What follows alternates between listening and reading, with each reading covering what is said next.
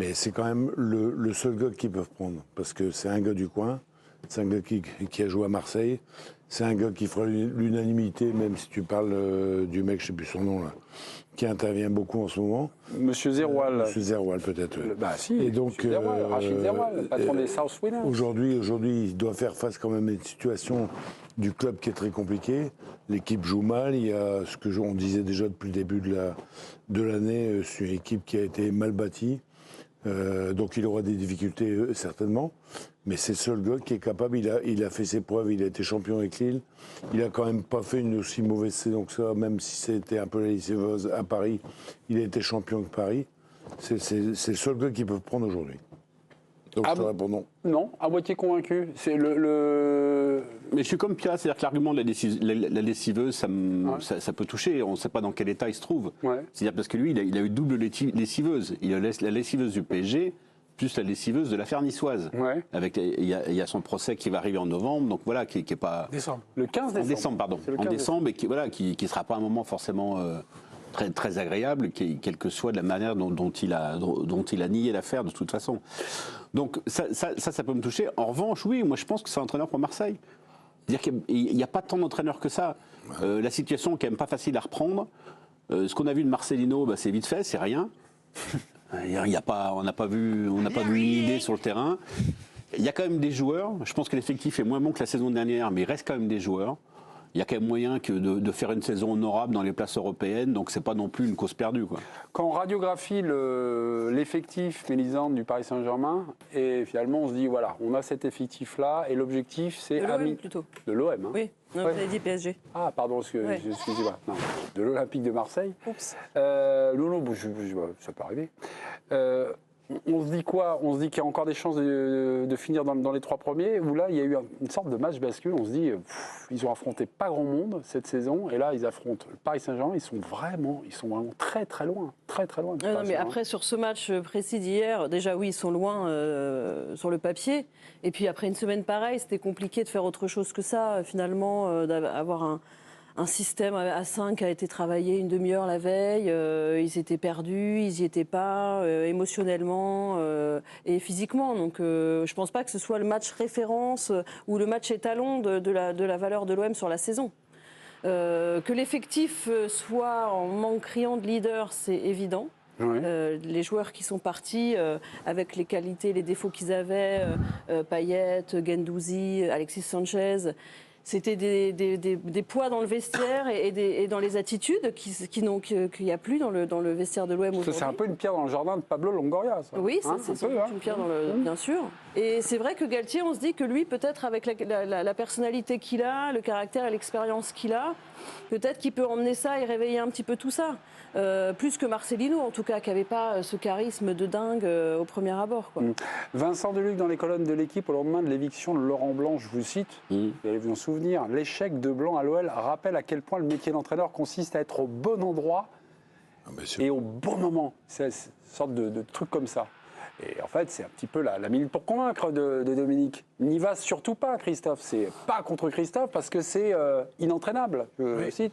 Oui, mais peut-être que dans la situation où il est, c'est peut-être un moment où c'est inentraînable qu'il apparaît comme le meilleur recours. En fait, c'est un peu compliqué. Honnêtement, après l'histoire de Nice, il y a plein de clubs qui ne sont pas allés le voir à cause de ça. Il y a des clubs qui sont allés le voir en lui disant « on t'aime beaucoup, on aimerait te prendre, mais on aimerait attendre que ça se calme un peu, etc. » Donc, moi, je pense que c'est 2 gars un peu en difficulté. Enfin, c'est une institution et un homme en difficulté qui peuvent se rejoindre sur le challenge.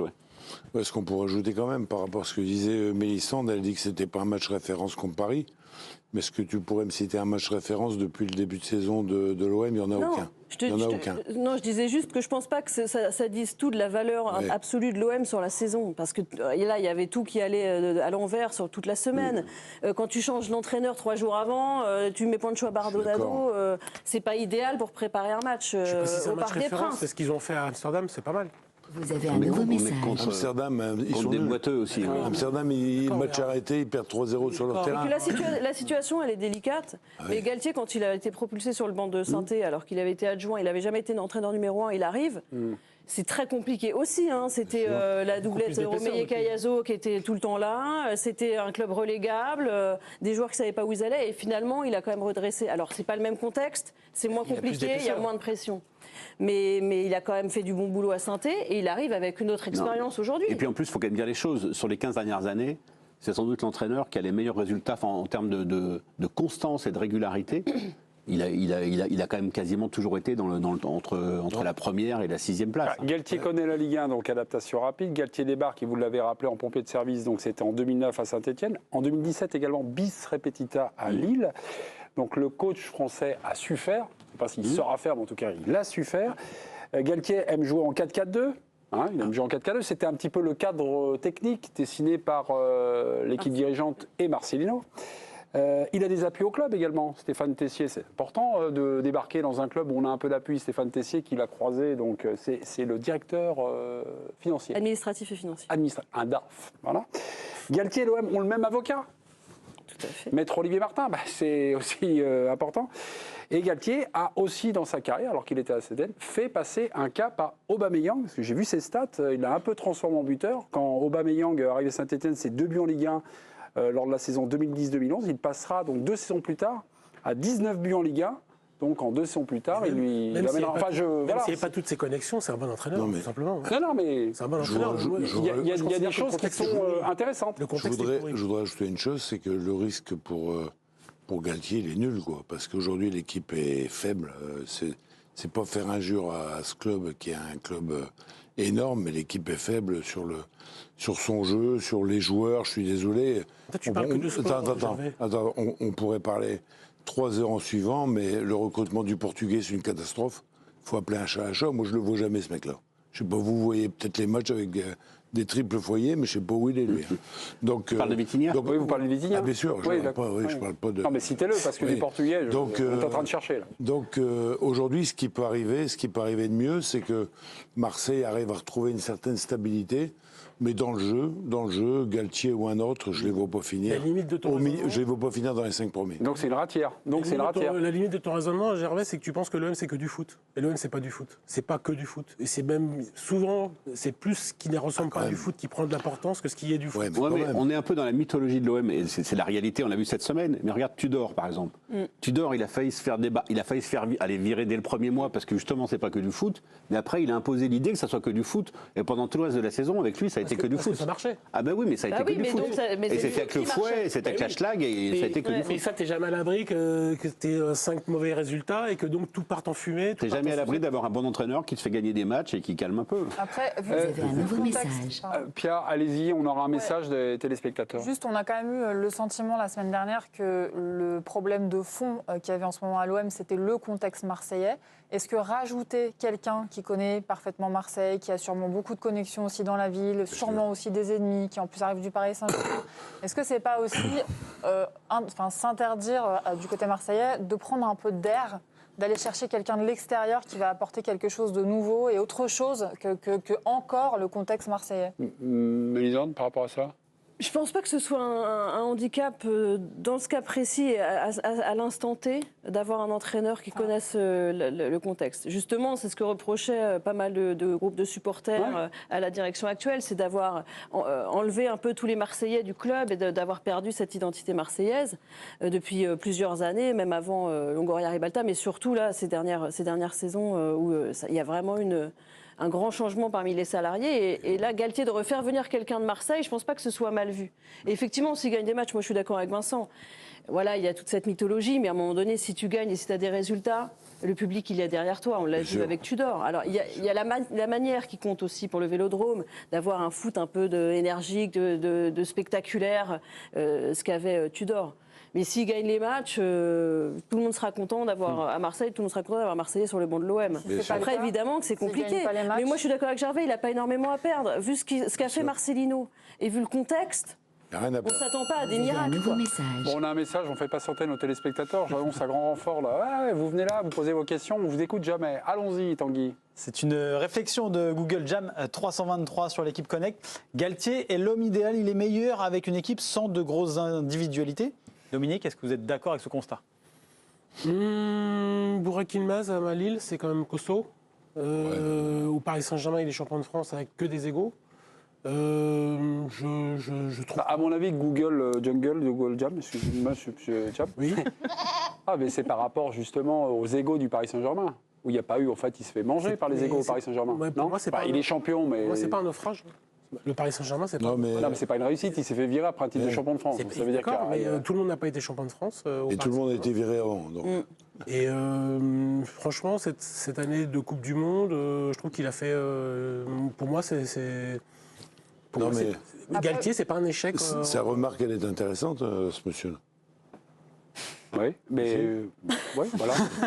C'est intéressant. Elle est intéressante. Et je crois Ouais. pas que ce soit les égaux. Je pense qu'à Lille, il a fait quelque chose avec. Il y avait pas- D'accord, le Turc, il était un peu chaud de temps en temps, mais.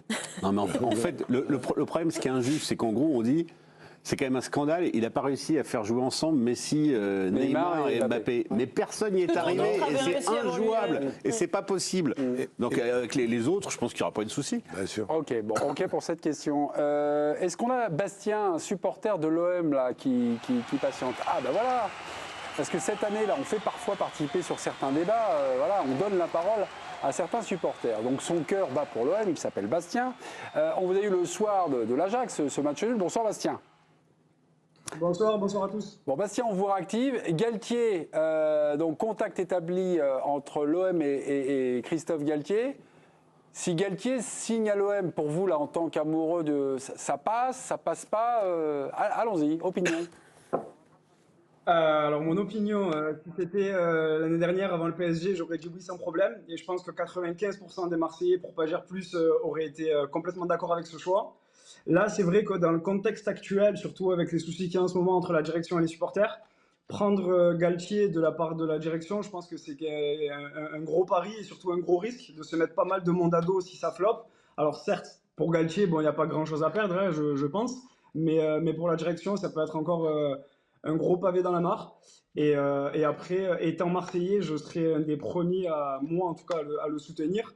Et je sais très bien que, comme le disait Mélisandre tout à l'heure, que s'il y a 2-3 victoires d'affilée, tout va passer. Et on attend que ça, en fait, à Marseille, des victoires et du beau jeu. Bastien, moi, ce que j'arrive pas à comprendre, c'est qu'il a travaillé, il est allé au PSG, et de revenir comme ça, dans la foulée à l'Olympique de Marseille, pour vous, les Marseillais, c'est comme une trahison, c'est ça? Si on peut mettre des mots là-dessus?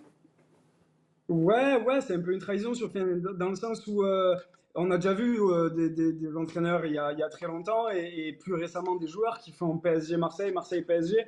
Là, ce qui se passe, c'est qu'il y a eu une clamation d'amour de sa part il y a quelques temps, comme quoi il rêvait d'entraîner, enfin il rêvait, il aimerait entraîner l'OM, que c'est un Marseillais, enfin.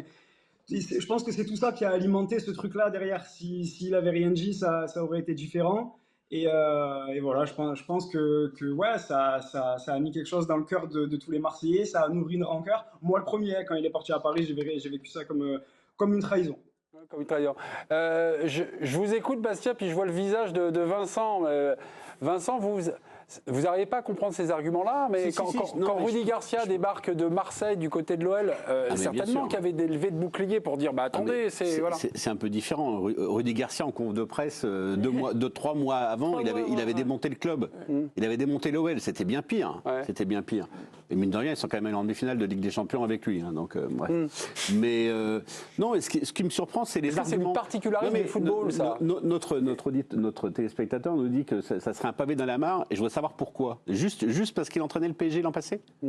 Juste à cause de ça? Oui, mine de rien, pour certains, ça peut paraître pas grand-chose.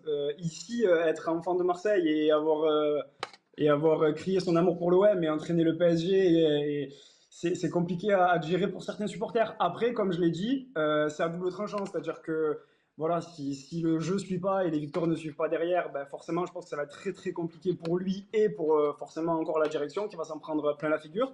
Mais connaissant aussi l'OM et ses supporters, je pense vraiment que si le jeu derrière suit, en 2 matchs, on ne parle plus de Galtier du PSG. Au contraire, on va dire que voilà, chez nous, il fait des belles choses et qu'avec Paris, il a souffert pour être champion de France. C'est peut-être malheureux pour certains, mais c'est comme ça ici. Bastien, vos propos font débat. En tout cas, voilà, ça permet au plateau de réagir. Question de Gervais Martel. Oui, vous auriez pensé à qui, vous, comme coach? Là, actuellement, de disponible, ce qu'il y a, c'est que c'est très compliqué. Après, moi, si je dois juger les performances en tant qu'entraîneur, c'est vrai que Galtier, moi, ça me va. Et plus que ça me va, même. J'aurais même pris Galtier avant de prendre Marcelino. Donc non, c'est vrai qu'en pleine saison comme ça, c'est compliqué de choisir un entraîneur bon et libre. Galtier, on va dire sa marque de fabrique, Bastien, c'est le 4-4-2. Et je sais que dans notre dernière conversation, là, le 4-4-2 de Marcelino qui datait des années 40, je ne sais pas, je vous cite, mais un peu de tête, hein, c'est pas ça. Ça vous emballait pas plus que ça? Non, non. Alors, il a fait ses preuves en Ligue 1 avec plusieurs clubs, Galtier, on est d'accord. Après, moi, c'est vrai que c'est pas. S'il me fait gagner des matchs, ça me va. On a eu des entraîneurs de l'OM avec qui on s'ennuyait un petit peu. Mais c'est vrai qu'à la fin de la saison, on se dit, on a fini deuxième, on a été champion, notamment avec Deschamps. On n'avait pas un jeu porté vers l'avant incroyable. Mais c'est vrai que ces dernières années, on est habitué à avoir des coachs qui nous font vibrer au stade, où on a des actions. Alors, des fois, on se prend beaucoup de buts, mais on vibre quand on regarde les matchs. Donc voilà, moi, c'est pas la formation ni le système de jeu qui me fait rêver. Si ça me fait gagner des matchs, par contre, ça me fera plus plaisir. Pragmatique a été en direct dans l'équipe du soir. Merci beaucoup Bastien de cette conversation, de ces échanges. Parfois on ne le comprend pas tout à fait, enfin voilà, on n'est pas tout à fait d'accord, mais en tout cas les opinions s'expriment. Je rebondis sur un truc. Jeudi dans la Provence, Pablo Longoria affirmait ceci. La situation qui s'est produite lundi dernier, il y a 7 jours, qui nous a mené à la démission de Marcelino et de son staff est inacceptable. Voilà, c'est Marcelino, donc pour Pablo Longoria, est parti, puisque les groupes des supporters et certains leaders ont mis la pression sur tout le club et notamment sur Pablo Longoria. Démission, on est sûr. Comment ? Démission, on est sûr. C'est Pablo Longoria, je le cite, la situation qui s'est produite lundi et qui nous a mené à la démission de Marcelino et de son staff est inacceptable. Est-ce que c'est l'unique lecture que vous avez... lecture, non. Après, on saura sans doute jamais toute la vérité parce que c'est compliqué avec certains de tout savoir. Ce qui est sûr, c'est que ça tombait quand même un peu... Enfin, au niveau du timing, c'était peut-être un mal pour un bien parce que effectivement, on sentait bien, comme disait Vincent, qu'il se passait rien, que la mayonnaise prenait pain et que plus les semaines allaient passer et plus ça allait devenir compliqué. Voilà, donc je pense qu'il s'est dit je vais en profiter là pour vider mon casier et puis on s'appelle, on se voit dans les Asturies, quoi. Ouais. Il y a une semaine à peu près, enfin 8 jours, c'est juste après un match nul donc contre Toulouse, c'est ça ? 0-0. Ouais. Longoria dit à certaines personnes qu'il s'est trompé avec Marcelino. Et puis on a eu l'enchaînement là de tous ces trucs pour avoir finalement un départ de Marcelino auquel finalement on n'en a pas parlé de Marcelino quoi. Le gars est parti, le gars est machin. Non mais que personne ne regrette. Mais est-ce que le nœud du problème c'est aussi ça? Fallait se débarrasser aussi de son coach. Non, mais ils sont pas tout mis en scène depuis le début. Pour exfiltrer Marcelino. Non évidemment, mais scénario de film quoi. Non mais évidemment, mais effectivement, c'est jamais tout noir ou tout blanc. Je pense qu'avec Marcelino, il commençait à y avoir des doutes. Il y en avait déjà dès le départ entre dirigeants, puisque Ribalta, il n'était pas forcément hyper fan de l'hypothèse Marcelino, qui avait déjà été dans l'esprit de Longoria l'été dernier.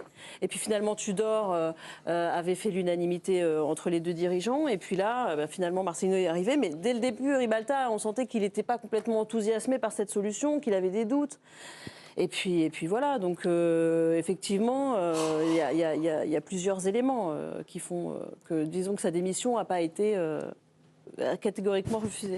Je vais vous citer du Jacques Cardoz, l'ancien directeur de la communication de l'Olympique de Marseille. Toujours cité Jacques Cardoz. Jacques Cardoz, toujours un moment. Voilà. Jacques Cardoz, mais c'était vachement bien ce qu'il a dit à Sacha Nokovic dans l'équipe. C'était le 22, c'était vendredi dernier. Pablo a créé une bulle autour de lui, Pablo Longoria. C'est symptomatique de ce qu'il a peut-être pu faire avec les supporters. Ne pas suffisamment conserver le lien. Il faut arrêter avec l'idée que tout le monde lui veut du mal. La ville n'a qu'une envie et que ça marche. Là, c'est le portrait en creux de quelqu'un, d'un homme isolé, Longoria, qui s'est totalement satellisé, non ? C'est un portrait, c'est une version. Déjà. Oui, effectivement, c'est vrai qu'il y a eu ce côté un petit peu, à un moment donné, d'une perte de contact et d'avoir que des hommes à lui autour de lui, ce qui, dans ses arguments, se défend aussi, qui voulait des gens de confiance, qui voulait les meilleurs à chaque poste et qu'il se trouvait que les meilleurs, c'était ceux-là, donc des gens de confiance, des Espagnols. Après, que tout le monde veut que ça se passe bien, ok, mais c'est pas si simple, quoi. Il y a aussi des luttes d'influence influences, il y a aussi des querelles locales qui font que c'est pas si évident que ça non plus. Vous, le président. Oui, il s'est isolé. Il y a un fonctionnement clanique. Une vraie part de vérité On a là-dedans. un sentiment qu'il y a un fonctionnement clanique de Longoria. C'est. Mais les supporters aussi, de leur côté aussi. Chacun ses réseaux, chacun ses trucs d'influence, chacun c'est ce que marque un peu cette semaine à l'Olympique Oui, mais de les Marseille. supporters, Non ça me choque moins. Le président, pour moi, doit plus présider, donc présider aussi contre soi, ou contre une partie de soi, ou contre une partie de son réseau, ou contre une partie de ses salariés. Je dis pas qu'il faut qu'ils soient en guerre avec eux, mais avoir que des Espagnols ou que de ceux-ci, je m'en fous de la nationalité. Et ne jamais, ce qu'on lui reproche visiblement, c'est d'avoir démarseillisé le club. Mais c'est pas totalement ça parce que. En tout cas, de se mettre dans une bulle et d'exclure un peu tout le monde. C'est pas exactement ça, parce que je sais pas si vous avez écouté Christian Cataldo, c'est le patron des Dodgers, c'est une association marseillaise. C'était hier sur AMC. Bon, jamais de menaces de mort n'ont été prononcées, jamais tout est parti de là, c'est faux. Mais après, il nous raconte ce qu'il s'est dit il y a une semaine, jour pour jour, de la réunion. Le leader des Dodgers affirme que les griefs étaient plutôt dirigés contre l'un de ses bras droits, Pedro Iriondo, c'est le directeur de la stratégie, que l'Espagnol ne reçoit plus personne au club, les parents des joueuses et des jeunes joueurs demandent des rendez-vous, et Pedro Iriondo passe son temps à mettre des lapins aux parents. Voilà, c'est un peu ce que nous a dit. Et c'est pour ça un petit peu que la tension est montée. Donc en fait, il y a une révolution à Marseille parce qu'il y a des parents qui n'arrivent pas à avoir des rendez-vous. Moi, je veux bien que ça soit proportionnel, hein, mais je doute un peu. Moi, je doute un peu. Après, le problème du fonctionnement de Longoria, forcément, il fonctionne avec un clan. Parce que de toute façon, je ne veux pas dire qu'il n'a rien à fiche de Marseille, mais il va reproduire le même schéma dans n'importe quel autre club. Et il sera aussi attaché à son prochain club qu'il l'était à Marseille, qu'il était au précédent et qu'il sera du suivant. C'est des présidents qui président avec l'argent des autres, toujours, et qui viennent comme ça avec leur petit cercle. Donc il n'y a aucune chance qui s'implantent complètement et qui tiennent compte du contexte, contexte marseillais. Il n'a pas tout à fait tort. Oui. Non, mais ce que je voudrais quand même ajouter, tu vois. C'est du 50-50, Dominique, juste. Ce que je voudrais dire quand même, c'est que le côté sportif, on a beau dire, on ne parle pas sportif, il y a d'autres choses à Marseille, mais le côté sportif, il est essentiel, quoi.